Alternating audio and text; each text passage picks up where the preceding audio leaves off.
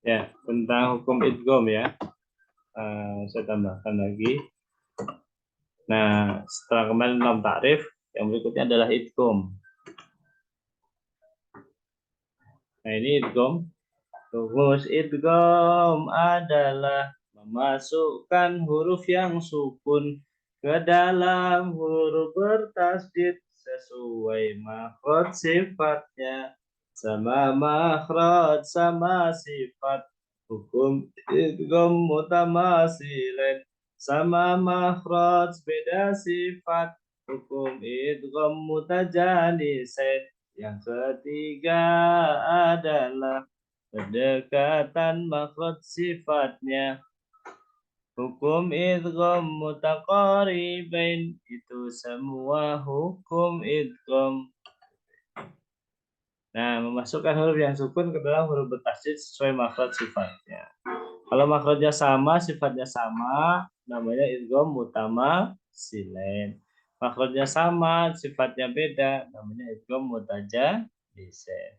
Makhrajnya berdekatan, sifatnya juga berdekatan, maka dia idgham mutaqaribain. Ya, contoh idgham mutamatsilain itu sederhananya hurufnya sama. A'udzu billahi minasy syaithanir rajim. Ulaika alladzina ya'lamu Allahu ma fi qulubihim fa'rid anhum wa'idhum wa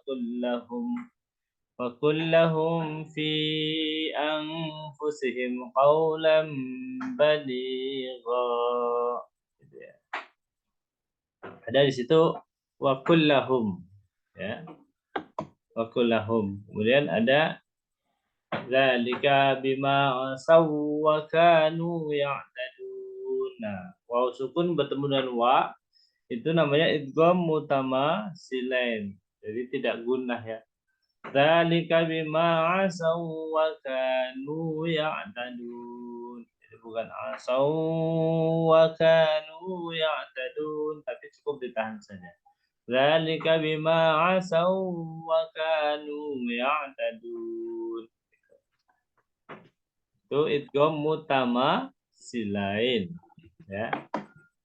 Yang berikutnya untuk mengurai idgham mutaqariban dan mutajanisain itu maka kita perlu mengulang lagi berkaitan dengan makhorijul hurufnya ya, diingat-ingat ya.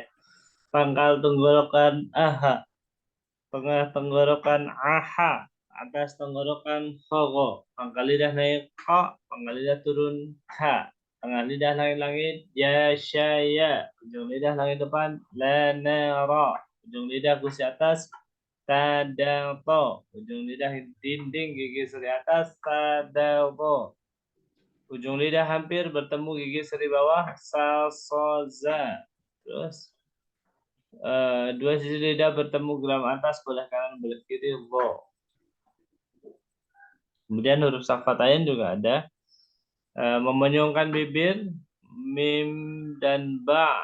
Kemudian ada mohon maaf, merapatkan dua bibir maba, memenyongkan bibir wa. Kemudian ujung dua gigi seri atas bertemu bibir bawah bagian dalam fa. Aha aha koga koga jashaya la nara tadaqo sadaqo sasozago mabawafa. Itu makhrajnya. Nah, sifatnya nih juga sama ya. Sifatul lahadun, sifat-sifat yang memiliki lawan kata. Sifatnya al-hamas lawannya al-jahar, asyidah lawannya ar-rakhawah. Di antara keduanya ada yang pertengahan namanya atau wasut. Al-isti'la lawannya al-istifal. Al-idbaq lawannya al-infitah.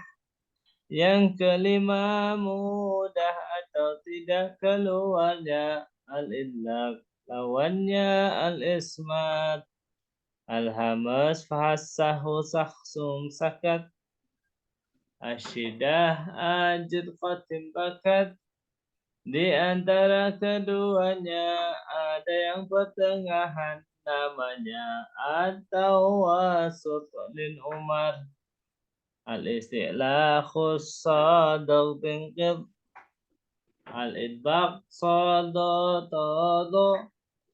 Yang kelima mudah atau tidak keluarnya. Al-idlaq firramin lubin. Yaitu adalah sifat yang memiliki lawan kata. Nah, sekarang sifat yang tidak memiliki lawan kata. Sifatul ghiddalah. Sifat-sifat yang tidak memiliki lawan kata. As-safir, al-qalqalah, al-lin, al-inkhiraf, at-taqrir, at-tafashi, terakhir al-istitalah.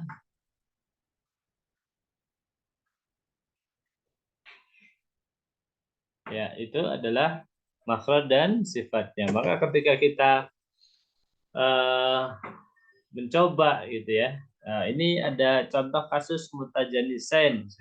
Waddat ta'ifah, memasukkan huruf yang sukun dalam huruf bertasydid sesuai makhraj sifatnya. Sama makhraj beda sifat disebut sebagai idgham mutajanisain. Ta sama to makhrajnya di mana? Ujung lidah gusi atas. Sifatnya yang berbeda apa?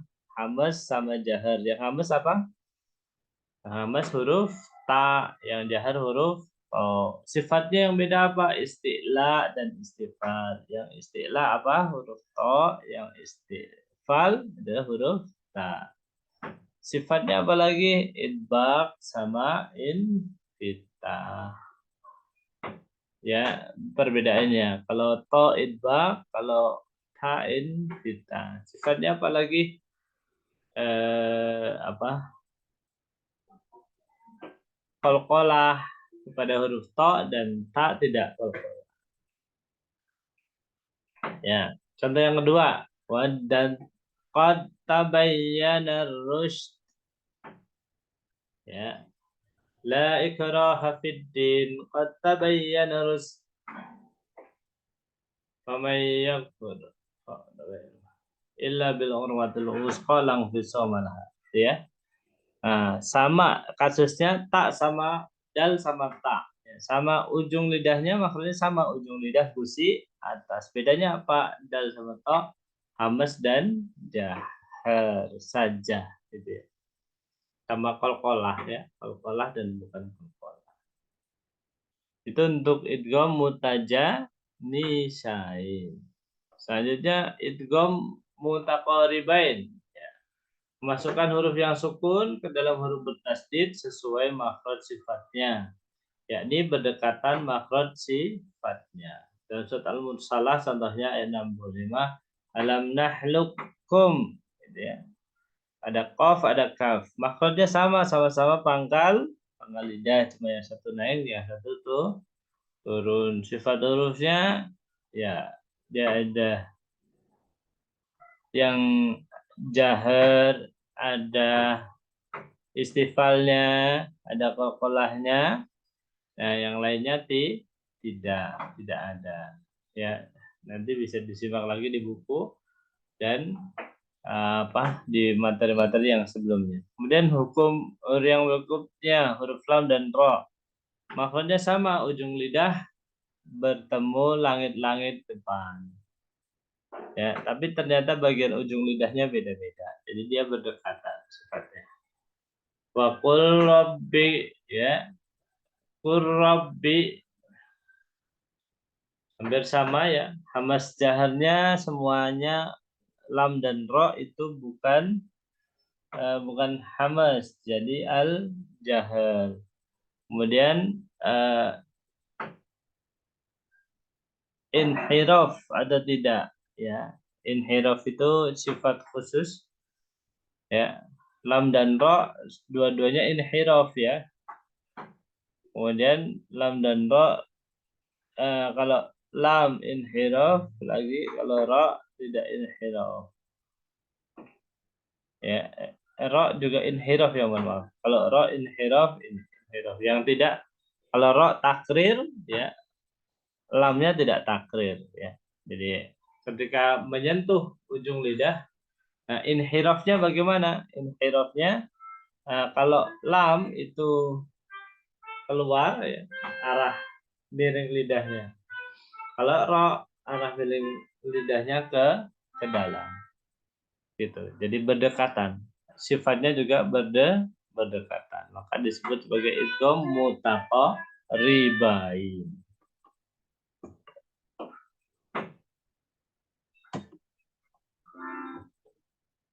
Nah, ini sampai di sini. Ya. Oke. Ya, demikian hadirin yang dirahmati Allah. Alhamdulillah kita sudah bahas berkaitan dengan rumus idgham ya. Sekali lagi, rumus idgham adalah memasukkan huruf yang sukun ke dalam huruf bertasdid sesuai makhraj sifatnya. Sama makhraj sama sifat. Hukum idgham mutamasilan. Sama makhraj beda sifat. Hukum idgham mutajanisain. Yang ketiga adalah berdekatan makhraj sifatnya. Hukum idgham mutaqaribain, itu semua hukum idgham. Itu saya kira hadirin yang dirahmati Allah berkaitan dengan tambahan teman kita pada pagi hari ini, yaitu tentang hukum